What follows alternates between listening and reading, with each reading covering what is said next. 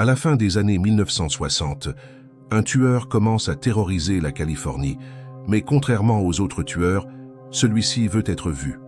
Le premier double meurtre officiellement relié au Zodiac a lieu en décembre 1968.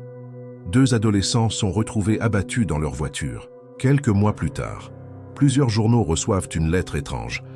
L'auteur affirme être le tueur. Il signe « Zodiac ». Dans ses messages, il décrit certains détails des crimes avant même leur publication. Les enquêteurs comprennent alors une chose. Le Zodiac est réel. Puis viennent les codes, des cryptogrammes complexes, des symboles incompréhensibles. Le tueur affirme que ces messages révèlent son identité. Mais personne ne parvient à les déchiffrer entièrement. Toute l'Amérique devient obsédée par l'affaire. Le Zodiac semble jouer avec la police et avec les médias. Les suspects se multiplient, mais aucune preuve définitive n'apparaît. Certains pensent que le Zodiac est mort. D'autres pensent qu'il a simplement arrêté.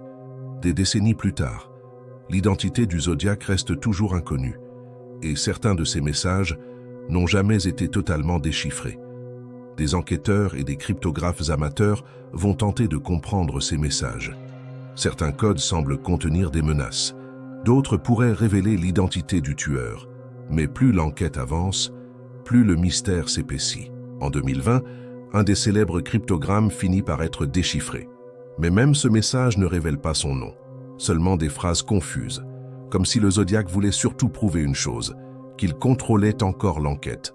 Aujourd'hui encore, certains pensent que plusieurs lettres n'ont jamais été authentifiées, et d'autres théories vont encore plus loin. Pour certains enquêteurs, le Zodiac n'aurait peut-être jamais agi seul.